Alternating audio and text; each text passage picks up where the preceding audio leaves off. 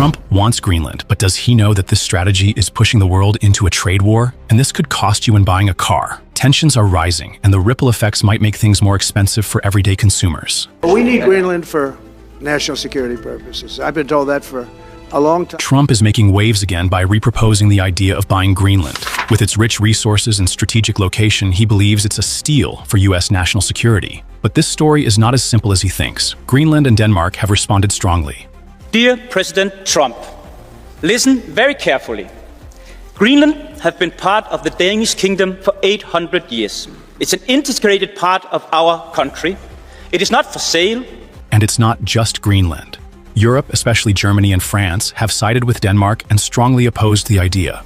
This is not just a territorial dispute, but a struggle over sovereignty and the right to self-determination. So, how does this affect you? It's the US-EU trade war. Trump has bluntly accused the EU of unfair trade practices, claiming that millions of European cars flood US roads, while American cars face numerous barriers to entering the European market. With this move, Trump is not only pushing for higher tariffs on European cars, but also threatening major car manufacturers like Volkswagen, BMW, and Mercedes, forcing them to reconsider their expansion plans in the US.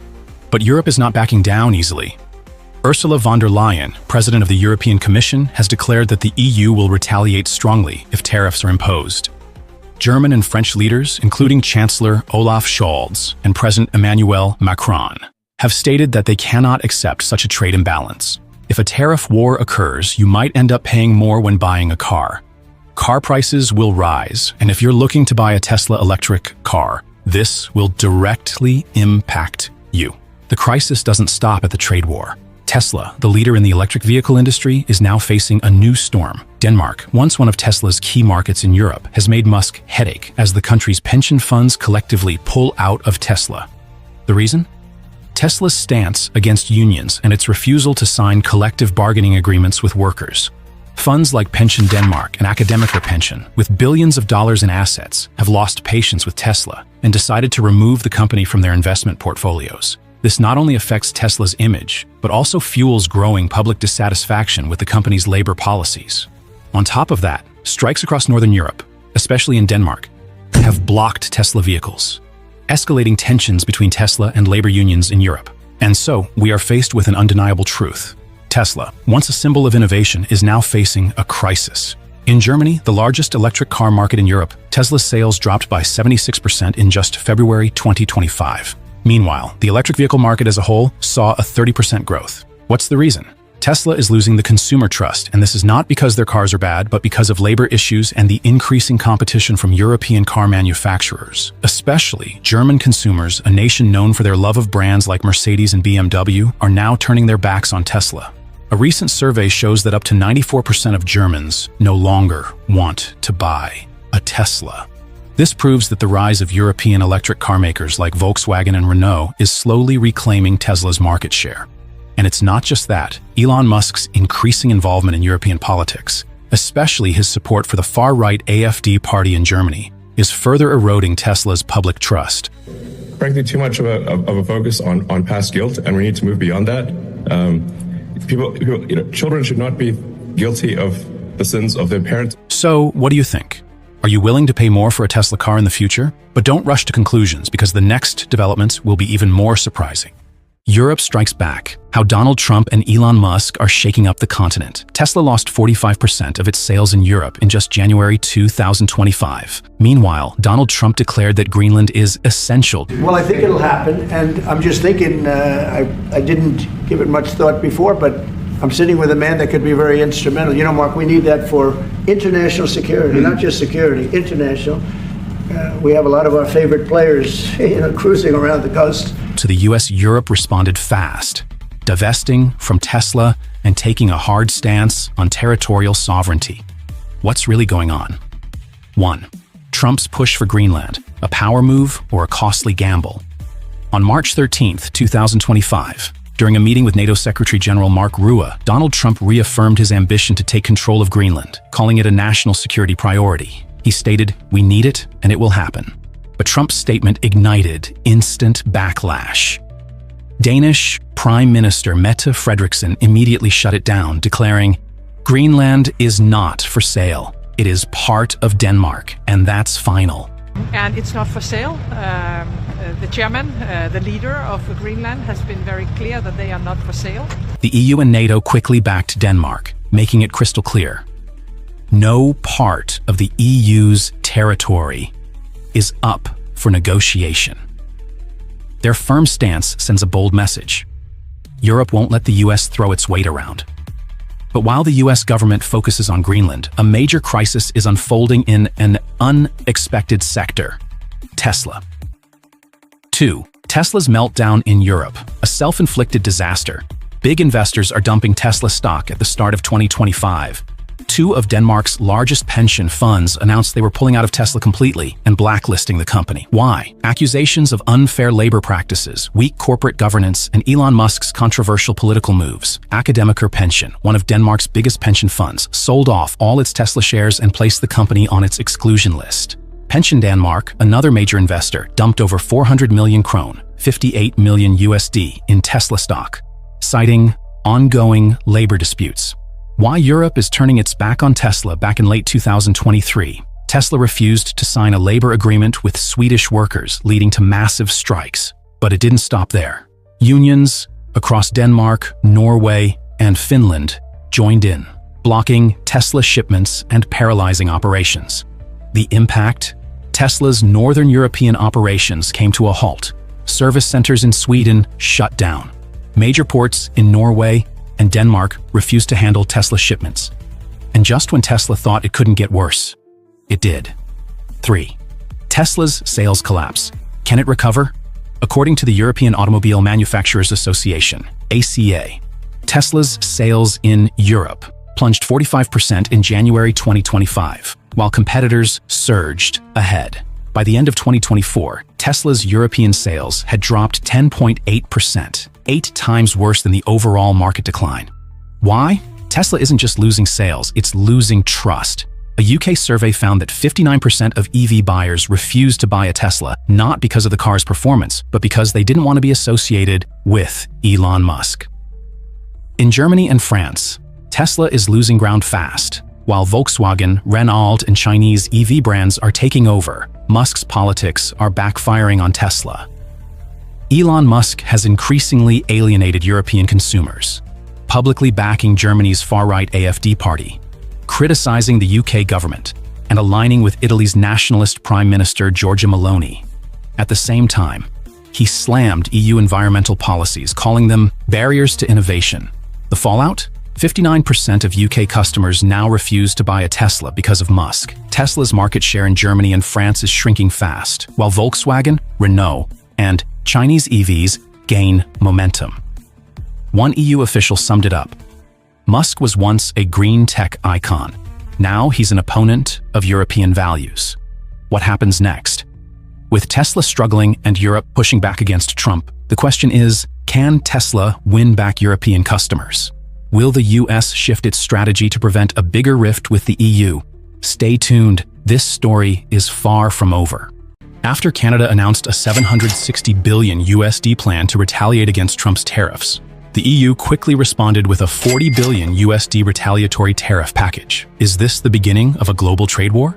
The European Union didn't take long to respond. Right after President Trump imposed a 25% tariff on steel and aluminum, the EU quickly introduced a 26 billion euro retaliatory tariff package, equivalent to about $40 billion US dollars.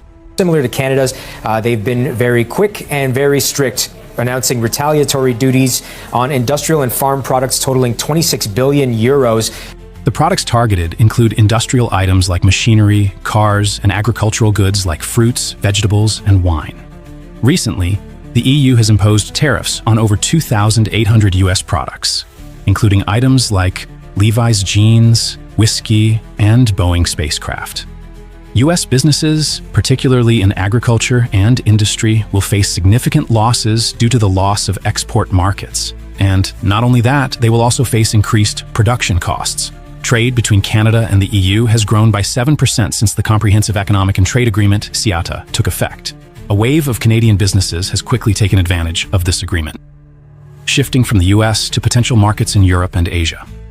What will the future hold for US businesses? Mexico, one of the U.S.'s largest trade partners and the second largest steel exporter, has chosen a slow and steady approach in its response. They didn't rush to impose retaliatory measures immediately. The Mexican government, under President Andrés Manuel López Obrador, decided to negotiate and seek a peaceful solution.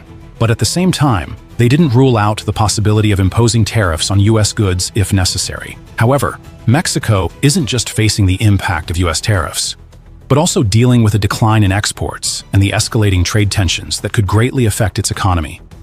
Analysts forecast that Mexico's steel industry will need to reduce output, while the agricultural sector will face significant challenges, dealing with higher tariffs on products like tomatoes and avocados. The situation in Brazil is not much different. As the second largest steel exporter to the U.S., Brazil is trying to find a way to respond to this decision. Brazil's finance minister, Fernando Haddad, criticized the U.S. tariffs as unreasonable and wrong, and declared that they would seek legal measures at the World Trade Organization, WTO. However, like Mexico, Brazil has decided not to rush into retaliation, but instead will patiently pursue negotiation options to avoid escalating tensions. Tariff retaliations not only affect the partner countries, but also have a significant impact on U.S. businesses. The steel industry will be one of the most affected sectors, as the new tariffs will raise the cost of imported steel, increasing production costs in U.S. factories. This not only drives up product prices, but also diminishes the competitiveness of U.S. products in the international market. The EU has shown strength in this decision and has not hesitated to respond forcefully. The objective is to counterbalance the increased trade value affected by the U.S. tariffs, while minimizing the impact on European businesses and consumers. But the disruption caused by tariffs is avoidable if the U.S. administration accepts our... However, the issue is not just about the tariffs, but also the political relationship. EU countries have agreed that the U.S. tariff policy not only has a negative impact on the global economy, but also disrupts stability in international trade relations. Stay tuned, because the twists and turns could impact you. Trump has just escalated the trade war with Canada, and you won't believe it. Could this be the wrong move leading to the next economic disaster? Canada should honestly become our 51st state. We wouldn't have a northern border problem. We wouldn't have a tariff problem. Never has the relationship between the U.S. and Canada been this tense. President Trump, instead of easing the situation, has escalated tensions to a new level. Not only attacking trade partners like China and the EU, Trump now sees Canada as a potential competitor. In a shocking statement, he suggested that Canada should become the 51st state of the U.S., citing clear reasons like military cost savings and tax cuts for the Canadian people. Recently, home prices in major cities like Vancouver and Toronto have surpassed $1 million, making the cost of living in Canada alarmingly high. However, Canada also has high income taxes, up to 53.3% for those earning over 150,000 Canadian dollars, which only adds to Trump's concerns about Canada becoming a strong competitor.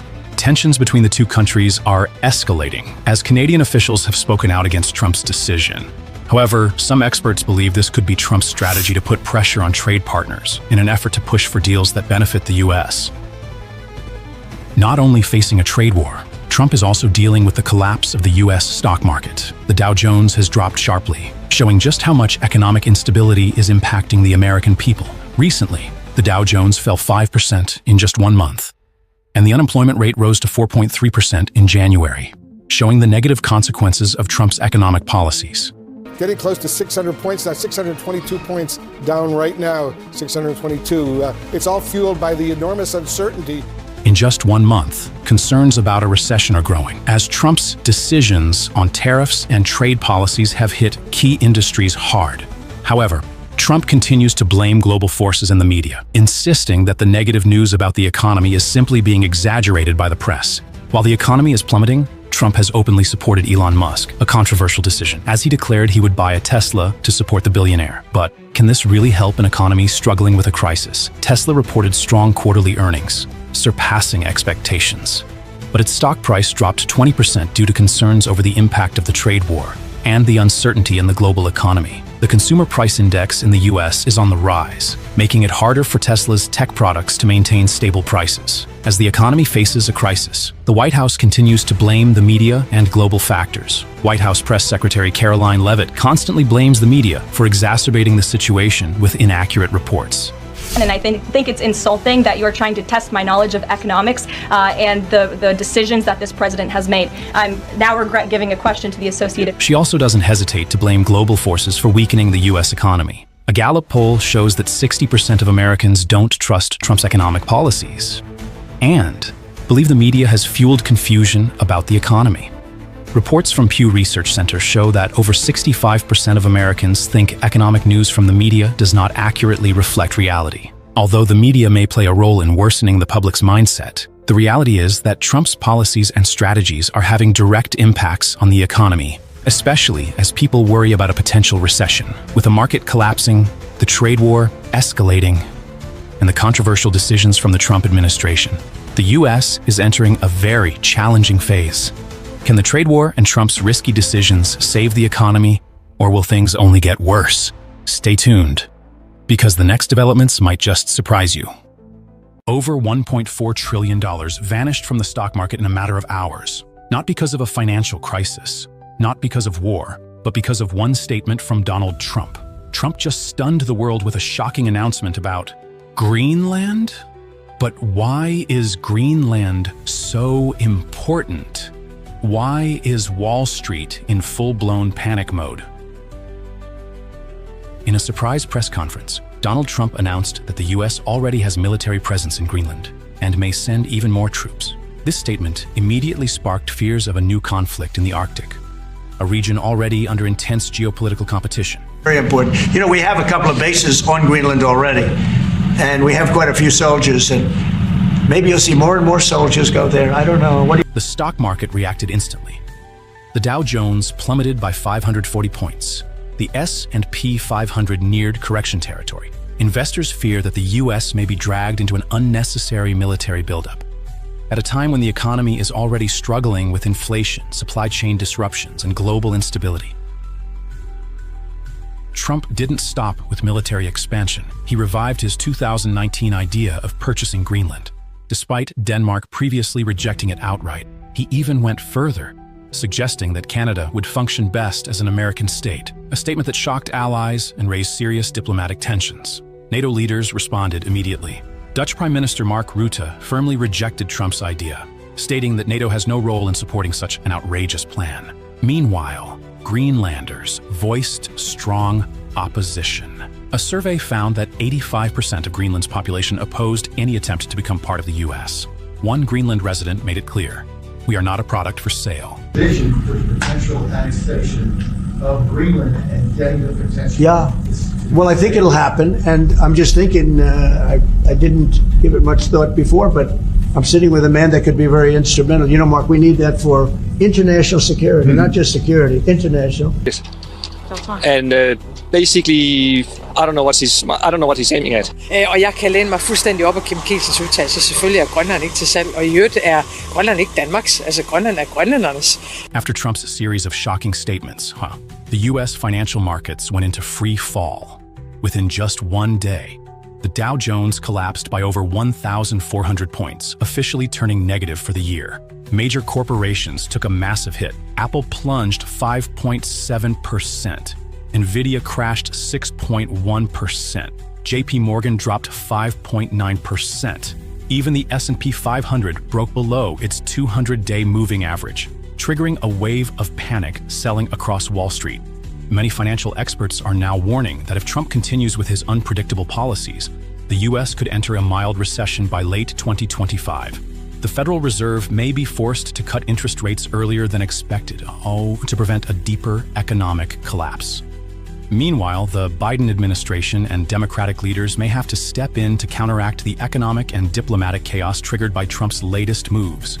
So what should investors do now? Hold cash reserves. Avoid major investments in tech and finance for now. Focus on energy and defense stocks. These sectors could benefit from the geopolitical turmoil. Watch for Federal Reserve signs. Any move to stabilize interest rates could shift market dynamics. Don't look away. What comes next could directly impact you.